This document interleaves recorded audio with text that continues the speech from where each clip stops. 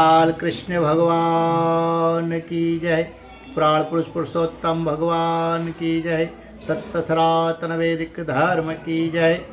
भगवान श्री कृष्ण के द्वारा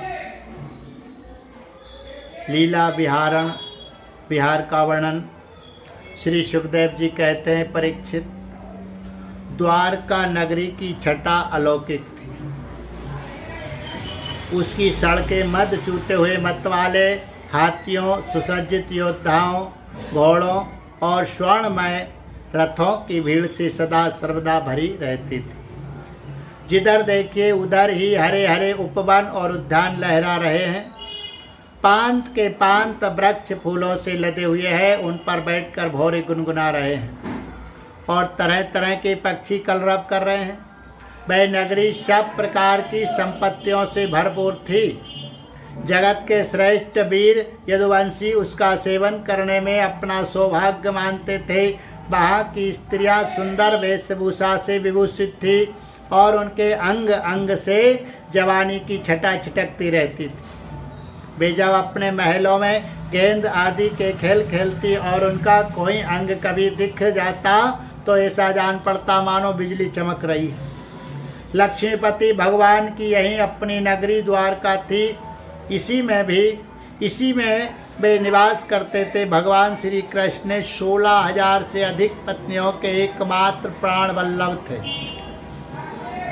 उन पत्नियों के अलग अलग महल भी परम ऐश्वर्य से संपन्न थे। जितनी पत्नियां थी उतने ही अद्भुत रूप धारण करके वे उनके साथ विहार करते थे। सभी पत्नियों के महलों में सुंदर सुंदर सरोवर थे। उनका निर्मल जल खिले हुए नीले पीले श्वेत लाल आदि भांति भांति के कमलों के पराग से महकता रहता था। उनमें झुंड के झुंड हंस, सारस आदि सुंदर सुंदर पक्षी चहकते रहते थे। भगवान श्री कृष्ण उन जलाशयों में तथा कभी कभी नदियों के जल में भी प्रवेश कर अपनी पत्नियों के साथ जल विहार करते थे। भगवान के साथ विहार करने वाली पत्नियां जब उन्हें अपने भुज पास में बांध लेती, आलिंगन करती, तब भगवान के श्री अंगों में उनके वक्षस्थल की केसर लग जाती थी। उस समय गंधर्व उनके यश का गान करने लगते और सूत मागध एवं बंदीजन बड़े आनंद से मृदंग, ढोल, नगाड़े और वीणा आदि बाजे बजाने लगते। भगवान की पत्नियां कभी कभी हंसते हंसते पिचकारियों से उन्हें भिगो देती थी। वे भी उनको तर कर देते। इस प्रकार भगवान अपनी पत्नियों के साथ क्रीड़ा करते। हाथों मानो यक्षराज कुबेर यक्षिणियों के साथ विहार कर रहे हो। उस समय भगवान की पत्नियों के वक्षस्थल और जंघा आदि अंग वस्त्रों के भींग जाने के कारण उनमें से झलकने लगते। उनकी बड़ी बड़ी चोटियां और जूड़ों में से गुथे हुए फूल गिरने लगते। वे उन्हें भिगोते भिगोते पिचकारी छीन लेने के लिए उनके पास पहुंच जाती और इसी बहाने अपने प्रियतम का आलिंगन कर लेती। उनके स्पर्श से पत्नियों के हृदय में प्रेम भाव की अभिवृद्धि हो जाती, जिससे उनका मुख कमल खिल उठता। ऐसे अवसरों पर उनकी शोभा और भी बढ़ जाया करती। उस समय भगवान श्री कृष्ण की बनवाला उन रानियों के वक्षस्थल पर लगी हुई केसर के रंग से रंग जाती। बिहार में अत्यंत मग्न हो जाने के कारण घुंघराली अलके उन्मुक्त भाव से लहराने लगती। वे अपनी रानियों को बार बार भिगो देते और रानियां भी उन्हें सराबोर कर देती। भगवान श्री कृष्ण उनके साथ इस प्रकार विहार करते मानो कोई गजराज हथनियों से घिरकर उनके साथ क्रीड़ा कर रहा हो। भगवान श्री कृष्ण और उनकी पत्नियां क्रीड़ा करने के बाद अपने अपने वस्त्राभूषण उतार कर उन नटों और नर्तकियों को दे देते जिनकी जीविका केवल गाना बजाना ही है। परीक्षित, भगवान इसी प्रकार उनके साथ विहार करते रहते। उनकी चाल ढाल, बातचीत, चित्तवन, मुस्कान, हास विलास और आलिंगन आदि से रानियों की चित्तवृत्ति उन्हीं की ओर खिंची रहती। उन्हें और किसी बात का स्मरण भी ना होता। परीक्षित, रानियों के जीवन सर्वस्व उनके एकमात्र हृदयेश्वर भगवान श्री कृष्ण ही थे। वे कमल नयन श्याम सुंदर के चिंतन में ही इतनी मग्न हो जाती कि कई देर तक तो चुप हो रहती और फिर उन्मत्त के समान असंबद्ध बातें कहने लगती। कभी कभी तो भगवान श्री कृष्ण की उपस्थिति में ही प्रेमोन्माद के कारण उनके विरह का अनुभव करने लगती और ना जाने क्या क्या कहने लगती। मैं उनकी बात तुम्हें सुनाता हूँ। रानियाँ कहती, अरे कुर्री, अब तो बड़ी रात हो गई है, संसार में शव और सन्नाटा छा गया है। देख इस समय स्वयं भगवान अपना अखंड बोध छिपाकर सो रहे हैं और तुझे नींद ही नहीं आती। तू इस तरह रात भर जग कर विलाप क्यों कर रही है सखी? कहीं कमल नयन भगवान के मधुर हास्य और लीला भरी उदार स्वीकृति सूचक चितवन से तेरा हृदय भी हमारी ही तरह बिंद तो नहीं गया है? अरे चकवी, तूने रात के समय अपने नेत्र क्यों बंद कर लिए हैं? क्या तेरे पतिदेव कहीं विदेश चले गए हैं कि तू इस प्रकार करुण स्वर से पुकार रही है?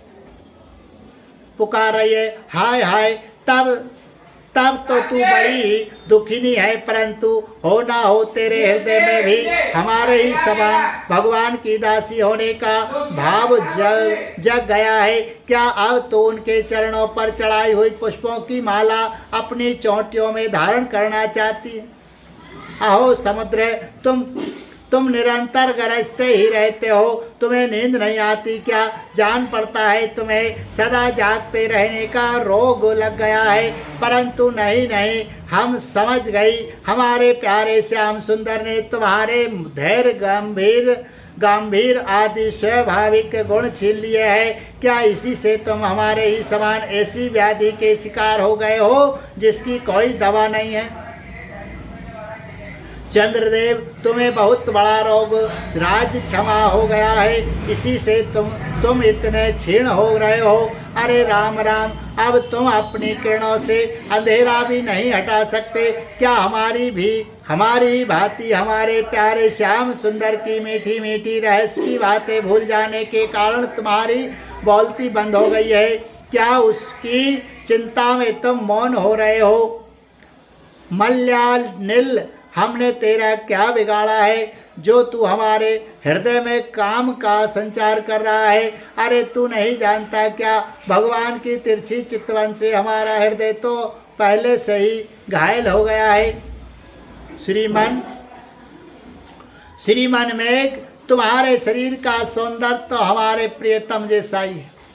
अवश्य ही तुम यदुवंश शिरोमणि भगवान के परम प्यारे हो, तभी तो तुम हमारी ही भांति प्रेम पास में बंद कर उनका ध्यान कर रहे हो। देखो तुम्हारा हृदय चिंता से भर रहा है, तुम उनके लिए अत्यंत उत्कंठित हो रहे हो, तभी तो बार बार उनकी याद करके हमारी ही भांति आंसुओं की धारा बहा रहे हो। श्याम घन, सचमुच घनश्याम से नाता जोड़ना, घर बैठे पीड़ा मोल लेना है। री कोयल, तेरा गला बड़ा ही सुरीला है, मीठी बोली बोलने वाले हमारे प्राण प्यारे के समान ही मधुर स्वर से तू बोलती है। सचमुच तेरी बोली में सुधा घोली हुई है, जो प्यारे के विरह से मरे हुए प्रेमियों को जिलाने वाली है। तू ही बता, इस समय हम तेरा क्या प्रिय करें? प्रिय पर्वत, तुम तो बड़े उदार विचार के हो, तुमने ही पृथ्वी को ही धारण कर रखा है। ना तुम हिलते डोलते हो और ना कुछ कहते सुनते हो। जान पड़ता है कि किसी बड़ी बात की चिंता में मग्न हो रहे हो। ठीक है, हम समझ गई, तुम हमारी ही भांति चाहते हो कि अपने स्तनों के समान बहुत से शिखरों पर मैं भी भगवान श्याम सुंदर के चरण कमल धारण करूं। समुद्र पत्नी नदियों, ये ग्रीष्म ऋतु है, कुंड सूख गए हैं। अब तुम्हारे अंदर खिले हुए कमलों का सौंदर्य नहीं दिखता। तुम बहुत दुबली पतली हो गई हो। जान पड़ता है जैसे हम अपने प्रियतम श्याम सुंदर की प्रेम भरी चितवन न पाकर अपना हृदय खो बैठी है और अत्यंत दुबली पतली प्रिय हो गई है। वैसे ही तुम भी मेघों के द्वारा अपने प्रियतम समुद्र का जल ना पाकर ऐसी दीनहीन हो गई हो। हंस आओ आओ, भले आए, स्वागत है, आसन पर बैठो, लो दूध पियो। प्रिय हंस, श्याम सुंदर की कोई बात तो सुनाओ। हम समझती है कि तुम उनके दूत हो, किसी के बस में ना होने वाले श्याम सुंदर सुकुमल तो है ना, श्याम सुंदर कुशल से तो है ना। अरे भाई, उनकी मित्रता तो बड़ी अस्थिर है, क्षणभंगुर है। एक बात तो बतलाओ, उन्होंने हमसे कहा था कि तुम्हें हमारी परम प्रियतमा हो, क्या अब उन्हें ये बात याद है? जाओ जाओ, हम तुम्हारी अनुनय विनय नहीं सुनती। जब वे हमारी परवाह नहीं करते तो हम उनके पीछे क्यों मरे? क्षुद्र के दूत हम उनके पास नहीं आ जाती। क्या कहा? वे हमारी इच्छा पूर्ण करने के लिए ही आना चाहते हैं। अच्छा, तब उन्हें तो यहाँ बुला लाना, हमसे बातें कराना, परंतु कहीं लक्ष्मी को साथ ना ले आना। तब क्या वे लक्ष्मी जी को छोड़कर यहाँ नहीं आना चाहते? यह कैसी बात है? क्या स्त्रियों में लक्ष्मी ही एक ऐसी है जिनका भगवान से अनन्य प्रेम है? क्या हम में से कोई एक भी ऐसी वैसी नहीं है? परीक्षित, श्री कृष्ण पत्नियां योगेश्वरेश्वर भगवान श्री कृष्ण में ऐसा ही अनन्य प्रेम भाव रखती थी। इसी से उन्होंने परम पद प्राप्त किया है। भगवान श्री कृष्ण की लीलाएं अनेकों प्रकार से अनेकों गीतों द्वारा गान की गई है। वे इतनी मधुर, इतनी मनोहर है, उनके स्नेह मात्र से, उनके सुनने मात्र से स्त्रियों का मन बलात् उनकी ओर खिंच जाता है। फिर जो स्त्रियां उन्हें अपने नेत्रों से देखती थी, उनके संबंध में तो कहना ही क्या है। जिन बड़भागिनी स्त्रियों ने जगतगुरु भगवान श्री कृष्ण को अपना पति मानकर परम प्रेम से उनके चरण कमलों को सहलाया, उन्हें नहलाया, धुलाया, खिलाया, पिलाया, तरह तरह से उनकी सेवा की, उनकी तपस्या का वर्णन तो भला किया ही कैसे जा सकता है। परीक्षित, भगवान श्री कृष्ण सत्पुरुषों के एकमात्र आश्रय है। उन्होंने वेदोक्त धर्म का बार बार आचरण करके लोगों को यह बात दिखला दी कि घर ही धर्म, अर्थ और काम साधन का स्थान है।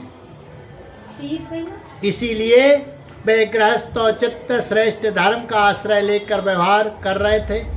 परीक्षित, मैं तुमसे कह ही चुका हूं कि उनकी रानियों की संख्या थी 16,108।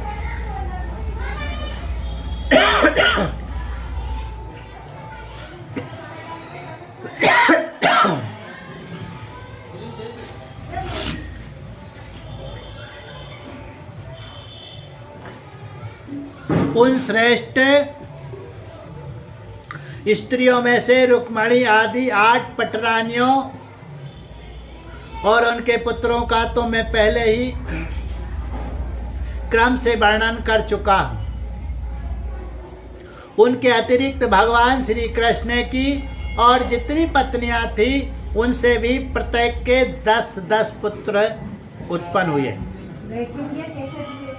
ये कोई आश्चर्य की बात नहीं है, क्योंकि भगवान सर्वशक्तिमान और सत्य संकल्प है। भगवान के परम पराक्रमी पुत्रों में 18 तो महारथी थे, जिनका यश सारे जगत में फैला हुआ था। उनके नाम मुझसे सुनो: प्रद्युम्न, अनिरुद्ध, दीप्तिमान, भानु, श्याम, मधु, बृहद्भानु, चित्रभानु, वृक्क, अरुण, पुष्कर, वेदबाहु, श्रुतदेव, सुनंदन, चित्रबाहु, विरूप, कवि और न्यायग्रोध। राजेंद्र, भगवान श्री कृष्ण के इन पुत्रों में भी सबसे श्रेष्ठ रुक्मणी नंदन प्रद्युम्न जी थे। वे सभी गुणों में अपने पिता के समान ही थे। महारथी प्रद्युम्न ने रुक्मणी की कन्या से अपना विवाह किया था। उसी के गर्भ से अनिरुद्ध जी का जन्म हुआ। उनमें 10,000 हाथियों का बल था। रुक्मी के दौहित्र अनुरुद्ध जी ने अपने नाना की पौती से विवाह किया। उसके गर्भ से वज्र का जन्म हुआ। ब्राह्मणों के शाप से पैदा हुए मूसल के द्वारा यदुवंश का नाश हो जाने पर एकमात्र वे ही बचे रहे थे। वज्र के पुत्र है